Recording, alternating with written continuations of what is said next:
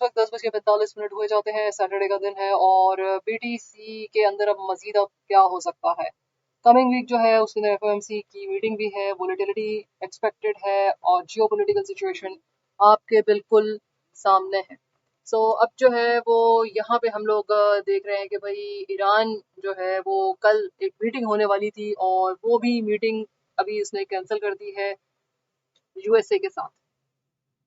अब मामला जो है वो डेफिनेटली इतने अच्छे नज़र नहीं आ रहे हैं और बीटीसी जो है उसमें शॉर्ट पोजीशन हमने बताया था आपको पहले ही, मैंने अपने व्हाट्सएप चैनल के अंदर कि हम लोग लेंगे।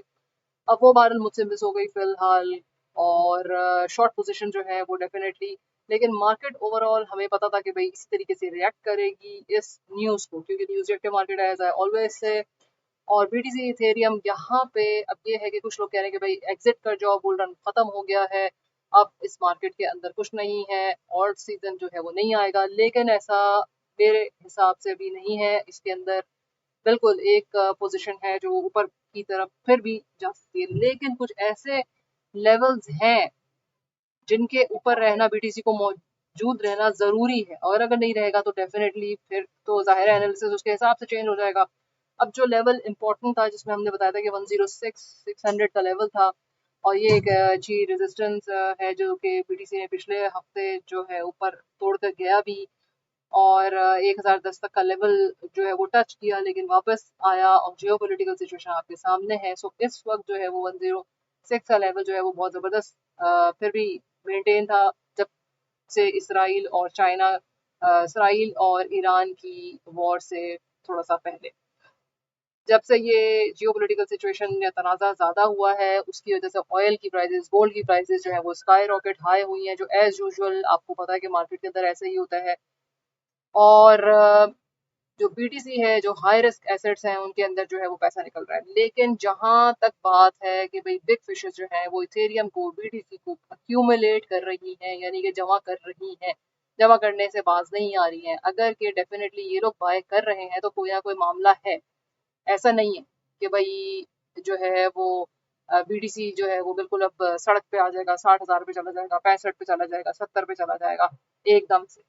अगर ये लोग बाय कर रहे हैं और बाइंग भी बाइंग हो रही है इनकी, तो डेफिनेटली इसके अंदर है लिक्विडेशंस। अगर हम देखते हैं इसके हिसाब से तो लिक्विडेशंस ऊपर की तरफ मौजूद है।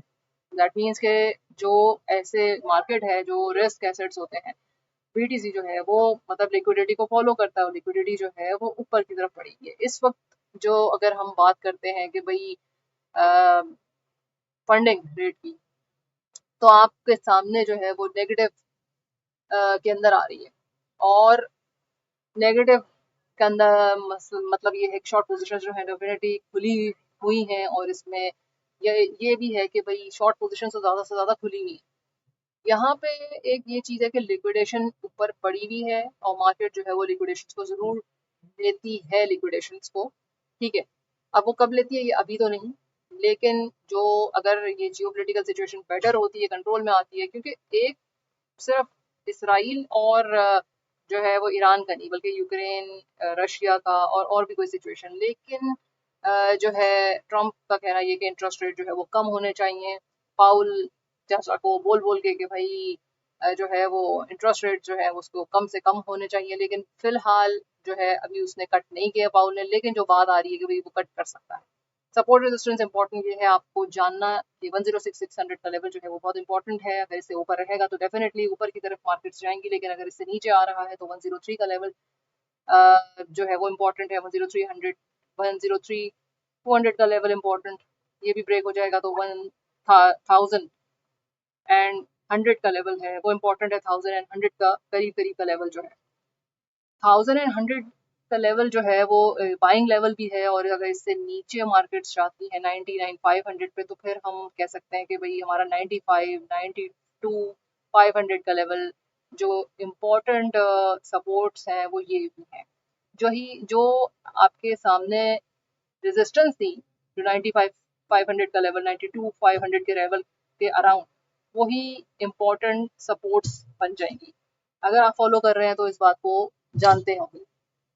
इथेरियम के अंदर स्पॉट की बाइंग मैंने अपने व्हाट्सएप चैनल के अंदर भी दी है, फ्री ट्रेड सिग्नल, और व्हाट्सएप में भी फ्री ट्रेड्स डेफिनेट तक तकरीबन रोज ही चल रही होती है। तकरीबन, और वो जो जो ले रहे हैं उसे उनको फ़ायदा हो रहा है। मोस्टली 95% जो है वो हिट हो जाती हैं।